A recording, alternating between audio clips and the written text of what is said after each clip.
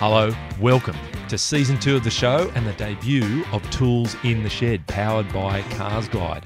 We are ready to rip into the things that we've seen in the automotive world this week. I'm James. With me are Matt Pritchard, who's going to take us on an amazing museum tour, and Matt Campbell, who's quite literally been all over the country in recent weeks in pursuit of dual cab ute truth. I'll tell you the truth.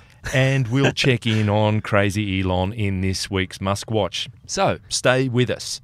But, Matt. Yes. Volo. Yes. A small town with an automotive secret. Fill us in. What's going on? Yeah, so the Volo Automotive Museum, which is in Illinois, it's 35 acres of old farmland that has been turned basically into this massive, not just automotive, but mechanical, military, American history and pop culture museum. If it moves, they show it off. Yeah, basically. Yeah, cool. And they have just crammed this 35 acres just full of all this stuff, basically. Yep. So they're getting a new exhibit, and in order to make room for that, they recently had a online no reserve auction where they took a bunch of their stuff. I don't know how they worked out what they were going to sell and what they were going to keep, and put it all up for auction on eBay. And some of the stuff in the catalog was just crazy. Yeah. Great. So I think the top ones that sort of really grabbed my attention were things like they had a Fast Attack from the 7th Fast and the Furious movie, which is from the scene where Jason Statham and Vin Diesel sort of have their grudge match going down the side of a mountain after they skydive the cars out of the plane. Yeah. And It's also realistic. What's it called again? Relatable. The car? The Fast 7 Fast Attack. The Fast 7 The Fast. Fast Attack, yeah. Deary me. I can think of another word that starts with F that would describe it. The writing is as good as the titles of the cars. Yeah, that's right. That's good. But yeah, and so they also had what was called the Full Throttle Armchair, which is from 2005, and it was made to promote the Full Throttle energy drink. Oh, wow. And it's a motorized armchair that can reach up to 60 k's an hour. And it was there were two of them that were then drag raced at the Daytona 500 that year. Wow. That reminds me a bit of Ed China. You know, the guy who was the offsider in Wheeler Dealers? Yeah. He's in the Guinness Book for the fastest toilet. So he's he's there kind of sitting on the dunny, and it's a turbocharged, like at a drag strip. There's all kinds of lines in there. I can see the cogs in Matt's mind. Does he have to be using the toilet as it's going? Or? I don't know. You'd have to speak to Guinness Book. But yeah, so they have these super fast couches that you can buy, and they actually run as well. There were a lot of them weren't road legal. Yeah. But a couple of them were. One of the ones that is road legal is they had a full replica of the Mystery Machine. Yeah. Which... Nice. So it was a GMC Handyvan 1966 one that has been completely modified to look just like the Mystery Machine. Wow. And it's incredible how accurate they got the outside. And it looking. also reminds you of just how stupid that whole idea is. Yeah. The Mystery Machine. Right, yeah. When you see it in reality, like here is just an ordinary van painted with the Mystery Machine. So it's just a van. psychedelic. Very odd. Yeah, just rolling up into your Yeah. small town to come and find out why that ghost has been haunting the old mill. At the old amusement park. Yeah. Old Man Winters. The other thing that I really liked about the Mystery Machine actually is that on the inside they've painted little profiles of some of the characters, and for making it look so accurate on the outside, the inside looks so bootleg, Pathetic. Really? so incredibly bootleg. Right. Like it looks like I could have just gone in with a crayon. Well, So did you get an idea of what funds all of this? So they sell cars as well, don't they? So that people go through, pay their dollars, go and have a look like any other museum. But so this sale, it's not an exceptional thing. They do sell cars from time to time. Yeah, and you can buy all kinds of stuff from their catalog. They have so much muscle. There are so many muscle cars. They recently had a Corvette summer sale. Yeah. Where they just put a discount on all of their Corvettes. We've got too many Corvettes. all the 100-odd, several hundred. That's a lot. There's so That's many. a lot of Corvettes. Yeah.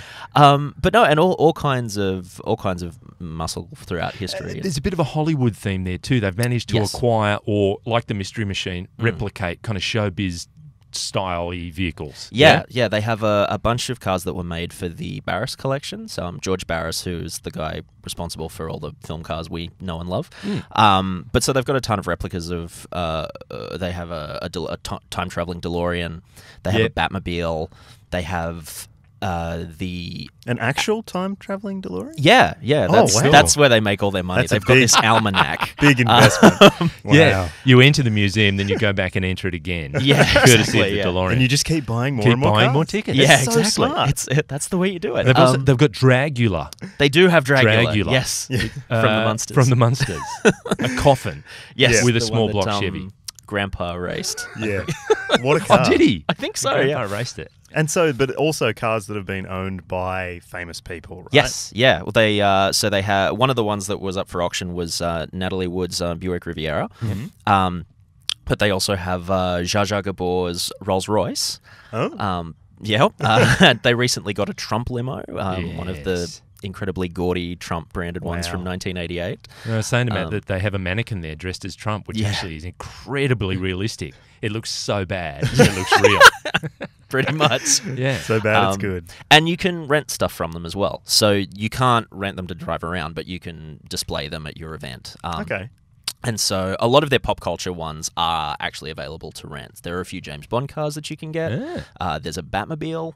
They have actually their Benz Motorwagen. Okay. Yeah. That they tout as the first automobile. Oh, yes. Patent Motorwagen. Yes. The three-wheeler. Yes. Yeah. It's a stunner. It's a stunner. Yeah. And then on top of that, they've got other things like the Bugs Bunny fantasy car, which Beautiful. is about 24 feet long. Yeah. It's a toon car. It's a cartoon car, Yeah. which is actually underneath apparently mostly Volkswagen Beetle. Is that right? Yeah. Like most of the cars that were probably built to look like something silly in those days. Yeah. Good chassis. Pretty easy to do. Yeah. We can just put some pipes in this chassis Yeah. and make it really long, no problem. Yep. Engine's already attached. Yeah, exactly. Brilliant. Okay, so you were digging around to see how they went with the Corvette Summer, but it's all eBay, Yes. so it's a bit hard to dig into that. Yeah. You can't really find out. It's all kept fairly private. Oh, okay. All right. It'd be a shame. It'd be great to go and do an actual tour of this place if we Absolutely. can arrange that. Get over there. Go on. Absolutely. You're always Yeah, in right. America. There was just one more, the yellow thing with the aero engine on the back that goes on snow. Oh, Yes. yeah. What on earth? The snow sled. Sorry, the Snow the sled. snow sled. Yep. So you fire it up, Mm-hmm. props on the back, Yep. and off you go. It's basically just a fan boat, but for ice, which seems so dangerous. Yeah. That's nuts. The one that they've got is apparently one of 5, Okay. and it's one of 5 because it's the only survivor. Survivor. Yeah. Yep. All the other ones crashed and burned, so... Well, because they were made in the 60s and used to run power lines in North Dakota. Okay. So I imagine, quite isolated. Were Yeah. they really? Yeah. So these were a service vehicle. This Yes. was not a recreational thing. No, except the last owner who had it tried to get it as fast as he could over a frozen lake. Okay. So okay, he and was- that owner's no longer with us, I presume? Yeah, well, yeah. Wow. Poor bugger. Well, that's great. I mean, we could just direct people to go and have a look. Your story Yep. is on Oversteer. Yes, it have is. a look, check it out, and There's all also there's kind the of Volo website. It's it's a lot of fun. Have a look at their catalogue because it's wild. It's crazy. Yeah, buy a couple of Corvettes. Absolutely, While yeah. you're there. They might still be on sale. It's like an endless scroll at some points. It You're just really like, is. oh my God, there are so many hot cars that these guys have got. And I was learning stuff about cars that I didn't even know existed. I know I was talking to James the other day about the Volkswagen Thing, Yep. which I had no idea was a thing. thing. The thing. And one of their more recent editions was a 2002 Thunderbird, which Right, yeah. I didn't realize The that, retro-styled one. Yeah, I didn't realize that was a thing either. Yeah, Yeah. it was a cameo star in the live-action, pretty ordinary Thunderbirds movie. Was it really? Yeah, so it Okay. became Lady Penelope's six-wheeler. I think sure. that must have been a six-wheel version. I'm Yeah, not I sure, think there but was. Right. it was that car. Okay. Yeah. I polarizing. Hardly describes it in terms of the way it looks. It is one of those cars that if you see it in real life, like I've seen one driving around Hollywood, and it's sort of like, oh, wow, Thunderbird, that's so Yeah. cool. Oh, that's I good. never thought I'd see That's one. good. Yeah, I didn't Yeah. think anyone bought them. It's like seeing Sasquatch. yeah. Well, speaking of cars that stop people in the street, it's time for a word from our sponsor.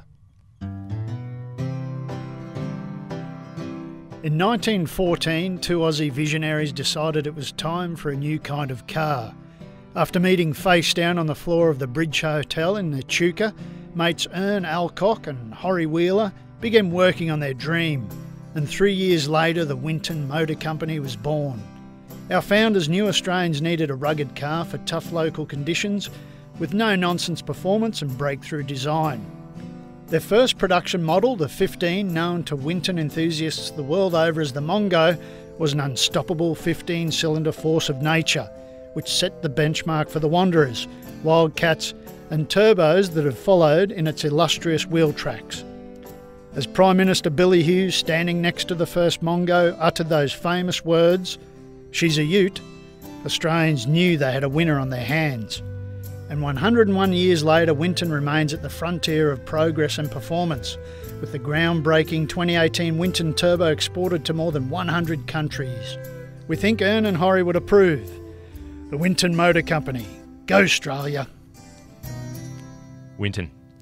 Which, of course, always raises the question of where's Frosty? Where is he? Look, he hasn't managed to get out of New York. He was there for the American Open tennis. He's still hung around. He was working with the President of the United States. He's a long-time kind of cohort of Donald Trump. And he helped the POTUS with his recent speech at the UN General Assembly. And it didn't quite go according to plan, although Frosty and Mr. Trump would say that it did go according to plan. They were just trying to get a laugh out of the audience. Right. For those watching us on YouTube, we'll put up a picture. You can see where, unfortunately, he's just cut off in this picture, but he was right in the front row. He apparently led the laughter. That was the whole idea of the gag. He was basically holding up the applause sign. It was totally taken out of context. Yeah. Unfortunately, people missed the point of it. But anyway, Matt, you have quite literally been all over the place, and your world has been dominated by dual cab utes. Kick it off whichever way you like, but one from Volkswagen and one from Nissan. Yep. What's and doing? one from Holden before that as well. Okay, fine. What's doing? So last week was, this week it was the Volkswagen Amarok Ultimate V6 580 launch. So the V6 580 is... It's obviously 580 horsepower. Not quite. 580 Newton meters, which is still a lot. Yep. But now has up to 200 kilowatts, this Amarok. So that's a lot of grunt for an Amarok, or for any dual cab ute, in fact. And to celebrate just how much power it had, Volkswagen decided that they should shut down Lake Mountain Road in Victoria and allow us free reign. You have a fang up and down there. With the driving instructor to go and, just do your best. And it was fast. Like, they claim 7.3 seconds 0 to 100, which is half a second or 6.6 of a second quicker than the 550 Newton meter version, which is still available in lower grades. But that's like, it's hot hatch quick. Yeah. And it's 2.2 tons. 1960s supercar quick. Yeah, 2.2 tons, and it handles itself extremely well. And that's been the case with the Amarok for quite a long time. It's one of those utes that we've always thought stands above in some elements of what it offers buyers. And it's still, with that engine, with the 8-speed automatic transmission, with permanent all-wheel drive, and with a proper off-road mode, but it doesn't have a low-range transfer case like some of the others. Still got a rear diff lock. It's got a lot of stuff going for it, and it's super comfortable. It's got this beautiful steering, beautiful ride, and it's the sort of ute that you could live with day to day. Yeah. But it's the sort of ute I couldn't recommend to people to live with day to day if they intend to use the back seat all the time. There are no rear airbags. It's the only ute on the market without rear airbags. Yep. And also at $72,000, you're still missing out on advanced safety stuff like AEB and. But also, if you're, a hard-working tradie or you're on the job site, they've got, pardon the pun, a mountain to climb, because Toyota owns that territory. So does Ford. The Ford's managed to grab a big share of that pie. With Ranger, the Volkswagen badge just doesn't seem to resonate with people who want to go out and buy a tough truck. No, I think they've got they've got an interesting approach with their V6 range, right? So they've got this high-end new thing, which is, one of the most expensive utes on the market, behind the Ranger Raptor and the Ram 1500s of the world. Yep. So it is pricey, but it's also got a luxury element that those other ones just can't quite match. Righto. So there is that Volkswagen-ness, that German-ness that you can get. Yep. Obviously, the X-Classes, the Mercedes X-Class. Dialed that up a bit. Yeah, they're trying to get in on that as well. And they've got the V6 engine coming very, very soon. So that's going to be a really interesting fight between those two brands. But Volkswagen's also moving down market with the V6. So they're going to offer a core model. Righto. And with a manual transmission and a proper low-range transfer I can case. see limited editions. All this The stuff. Apple Core. Apple Core, the limited editions are getting out of hand. The hardcore. Hardcore. The Earth's core. Yeah, that's right. Molten Core. Yes. And so it'll be below 50 grand for the manual version, about 52 for the auto. So they've pushed this V6 engine down and down and down and down, and that's what people are buying. Apparently, it's like more than 50% of their sales Are are V6s. So Okay. it's not stopping people. People are buying them, not in huge numbers, and that's probably the problem with the Amarok globally, is that it doesn't have the biggest audience in the world, obviously. It is struggling in markets where they thought it would succeed, like South America and also Southeast Asia. I don't know if they've even got any in Southeast Asia. So it's one of those places, one of those vehicles where they could do a lot more with it, but it just doesn't have the cut through where it needs to have it. It does do extremely well for Australia, Yep. on a per capita basis. Yep. And they're very happy with that. And that means that we have a big voice globally in terms of what will happen with the next generation Amarok. Okay, yes. And speaking of which, that could well be a tie-up with the next generation Ford Ranger. Oh. So there's some sort of memorandum of understanding between Volkswagen and Ford to pair up with commercial vehicles across a range of different models. That's interesting. So the next-gen Ranger could be the next-gen Amarok, which will be, if you can combine the best bits of those two utes, you're going to have a kick-ass ute. Well, and The then Ramarok. then what do you do with all the worst bits? You have a crap ute that Yeah. one of them sells. A cheap one, yeah. And they have to toss a coin over who gets what. who gets the bad bits. But so moving on, Yes. you've also been looking at some special editions where Nissan's trying to crack that nut as well. So Nissan Navara ST Black Edition, Yep. which, of course, it has It's black like, bits. How many times has Black Edition been used I know, right? on any product ever? Yeah, yeah. I reckon there's probably been about 8 or 9 Black Editions I'd prefer of a Mauve any model edition. this Yeah. year. A Cerise Or edition, I think. Aqua. Is, Something like that.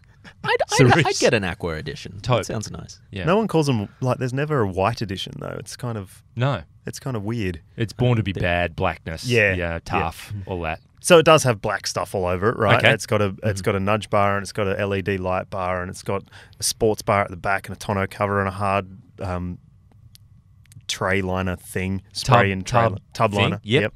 And so it's based on the ST. The previous Black Edition Navara was based on the STX. Yes. So it was a lot more expensive. This one, both models, manual or auto, come in under 50 grand, and actually are priced identically to the ST on which it's based. All right. So value focused, under 50 grand, dual cab, 4x4, does all the things you'd think. But looks a bit tough. And Looks tough. All that. And it's, I was really quite impressed by it. It's got the good engine. So there's 2 engines in the Navara range. One of them isn't good, and one of them is. Great. That'll be the one that goes to, I don't know, Skoda or someone who's pairing up with them on the next year. Yeah, possibly. It's a single turbo is the bad one, and the twin turbo is the good one. Okay. And they're both 2.3 litre turbo diesels, just to make it a little bit So, confusing. you get the Ranger Raptor from Ford. Mm-hmm. Yes, they want to sell some of those cars, but it's also a statement, isn't it? Yeah. We're cool. It's that halo effect and a classic marketing ploy to make the cool one. These aren't that. These are ones that they just want to sell. Yeah. Yeah? Yeah. So there's only 900 examples of the ST Black Edition for the Navara. And the Amarok Ultimate, they're not going to sell 900 of those because there's not that many people willing to spend 73 grand on a ute that doesn't have the stuff that it should have. Yeah, right. So Kind of a misuse of Ultimate. yeah, Yeah. well, if you watch my video on YouTube, you'll see at the end a Did I very just funny poach your line. joke? No, it's a very funny line. Okay, I'm good. very happy with it. Okay, And then, so the other ute I've been driving recently was the Holden Colorado Z71 Extreme, which was Extreme. Is it? Can I ask? Is it spelled XTREME? Yes, of course. There's no E at Excellent. the start. Good, But because it's too extreme for ease. Exactly. Yeah. And it's a 70 grand drive away jobby as well. So it's not a cheap Colorado. There are a lot of more affordable Colorados that I would recommend. Sounds like everyone's zigging at the same time while Yeah. someone should be zagging. I suppose, Volkswagen is, if they're going downscale as well, Yeah. that covers their bases. But everyone seems to be around $70,000 with these fancy utes. Yeah, and I think that there is going to be a point where it gets to a ceiling. Right. I don't know when that's going to be, though. I think, we've got X-Class V6 coming soon. We're going to see probably an 80-something thousand, 85. Entry point for that. Well, not entry point, but high point. Okay. And so then you've got the likes of the Ram 1500 at, 80 grand drive away for the base model, or 105 with all the stuff. Wow. So it's a lot of money. Wow, It's yeah, it is. a lot of money. It and is. I mean, if you're going to use it for work as well as play, It'll get dented. And how much are you going to spend on fuel as well? Yeah, good point. well, with the Rams in particular, I mean, they claim 12 and a bit litres per 100 for the most hardcore ones. You're going to use 15 every You need day a of fuel the week. tanker running in tandem, fighter jet style. Yeah. Yeah. And just refill Just on a the giant fly. hose. Yeah. Yeah. So it's the most intriguing part of the new car market in my mind at the moment. Right. Like, there are obviously parts of the market like small SUVs and hatchbacks and stuff where people are still spending a lot of money and buying lots of cars, but utes are where it seems like the battle is, and it seems like all the brands are trying to stamp that they've got some dominance in that market. I heard it referred to in the last couple of weeks. I've heard utes referred to as the muscle cars of these model ranges. And that's why So- Cams has this new category, or it was this year, racing utes. Yeah. People out there on the track and all that. So I suppose that makes sense. Yeah, and if the most expensive thing in your lineup is a ute, then it makes sense that that's your hero. So I tell you what, I'm looking forward to not driving a ute now. Yeah, exactly. Taking a break. You need to cleanse the palate. You need to go back to something un-ute-ish. Yeah, I know. Exactly. Just Well, a look, nice hatchback. speaking of non-utes, this is where we'd normally have a chat about what's in the garage, what's in the CarsGuide garage. Matt Pritchard, have you been driving a car of any description recently, or you've been public transporting it? Have you driven something recently? I normally public transport it. I have driven a few X-Trails over the last few weeks. And I wasn't driving it, but I was a passenger in the new A-Class with the cool What did you make of tablet. all that? The Hey, interior, what Mercedes. have you? Hey, Yeah. Mercedes. Yeah, I was so cynical about it after watching that ad. Yeah.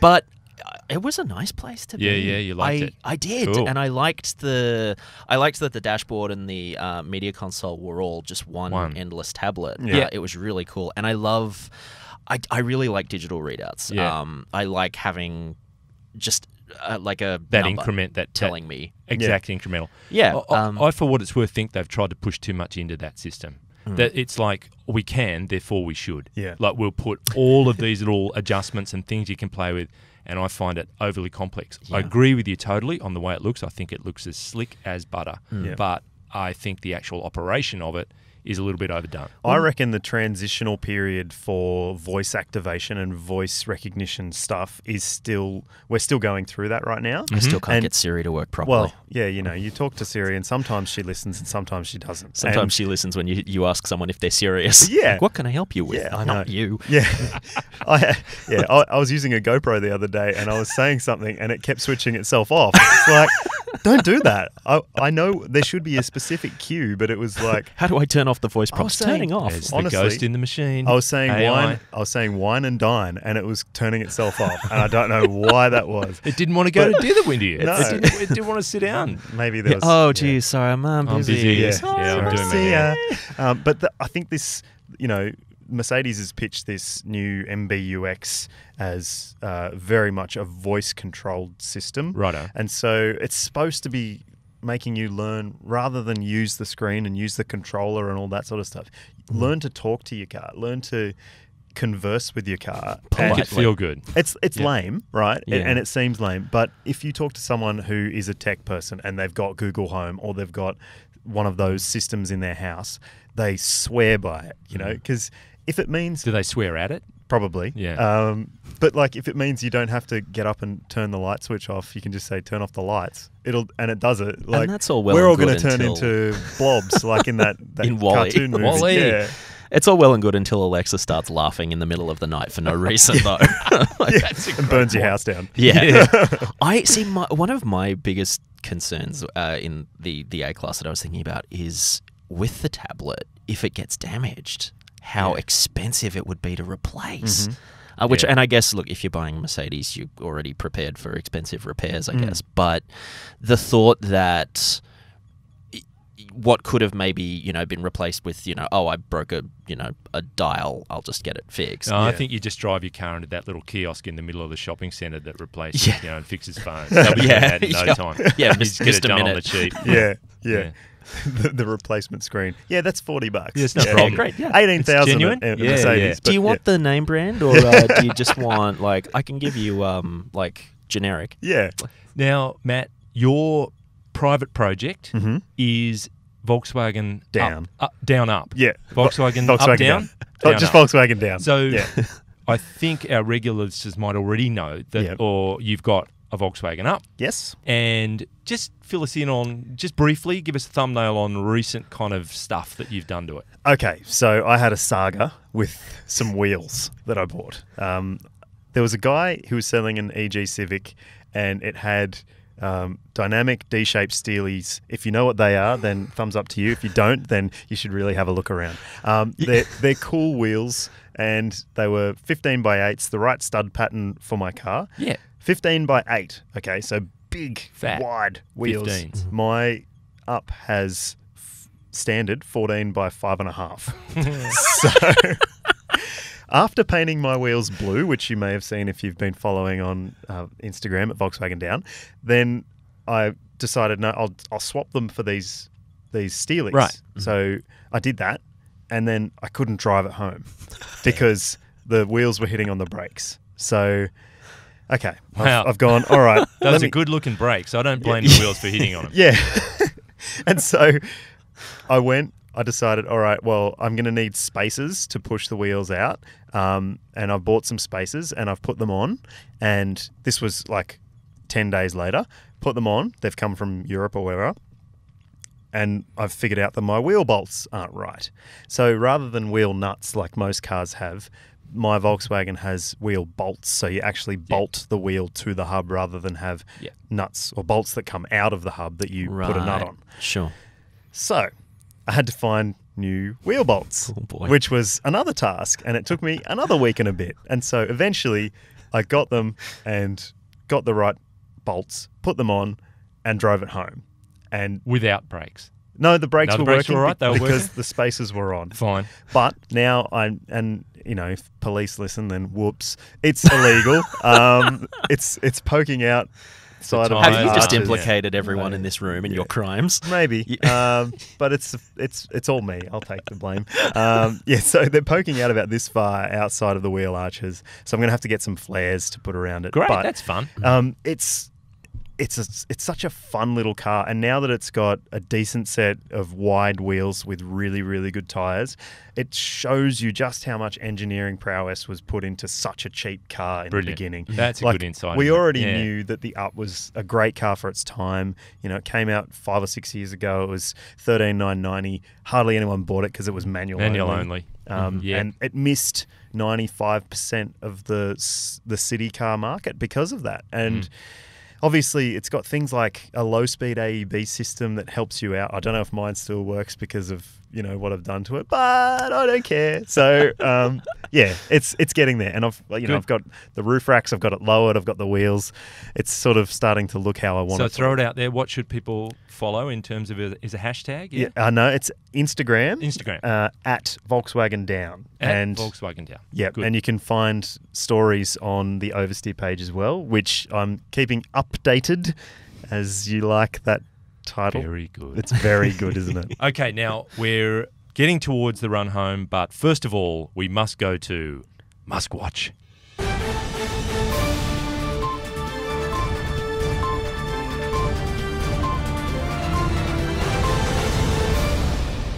Right, so this week, Elon tweeted, "Sorry, we've gone from production hell to delivery logistics hell, but this problem is far more tractable."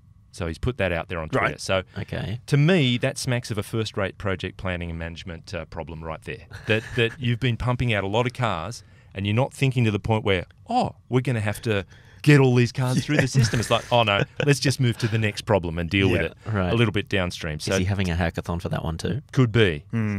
So now, via Twitter, where else, Tesla owners are volunteering their time to help with the delivery logistics. Like, I'd be happy to come down and help line up the right car with the right customer and get it out the door. This is a cult, isn't it?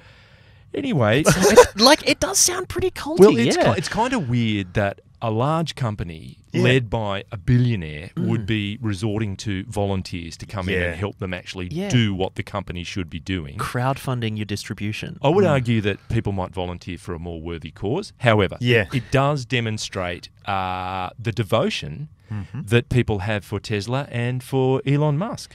But, sorry, But it's a pregnant business. pause. Yeah. It's a business. Yeah. And if I'm paying my money for something to be delivered to me, I expect it to be delivered to me. I know. It's like going on eBay and going, oh, no, you've got to pick it up yourself But from America. I think it's, you used the C word, and people who are very strongly emotionally attached to anything are willing to forgive lots of things that dispassionate observers standing by maybe wouldn't. Yeah. You know? He's been called a SeaWorld a lot, so... Yeah, he has. So, but in the week that Audi, a proper car company, launched its first production SUV, the e-tron, Tesla Model 3 production continued to slide. So the Bloomberg Model 3 tracker that we've been religiously following sits at 22898 this week. That is low. That's close to 400 down on last week and makes 5 weeks under 5,000. So that was always the benchmark. So it is absolutely heading in the wrong way.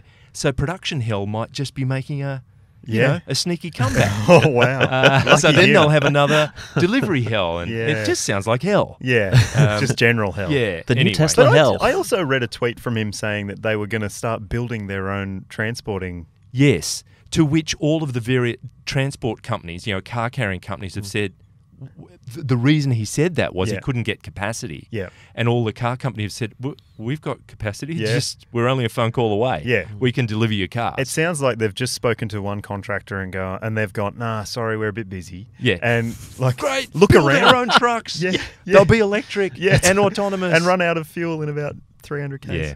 Okay. With that, the we Tesla have Semi. Yeah. we have reached the finish line. Thank you, Matt. Thank And you. thank you, Matt. Thank you.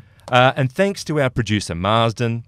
Look, he does his best, but let's just say his gene pool needs a little chlorine. And thank you for listening. Please give us your thoughts on anything we've discussed today. Search for CarsGuide on Facebook and Instagram using the hashtag CGPodcast, or email us at comments@carsguide.com.au. You can listen to and watch us on YouTube. And if you're an iTunes devotee, please rate and review us. I hope you can join us next week. Until then, I don't know about you, but I've never once been able to explain car trouble to a mechanic without resorting to sound effects.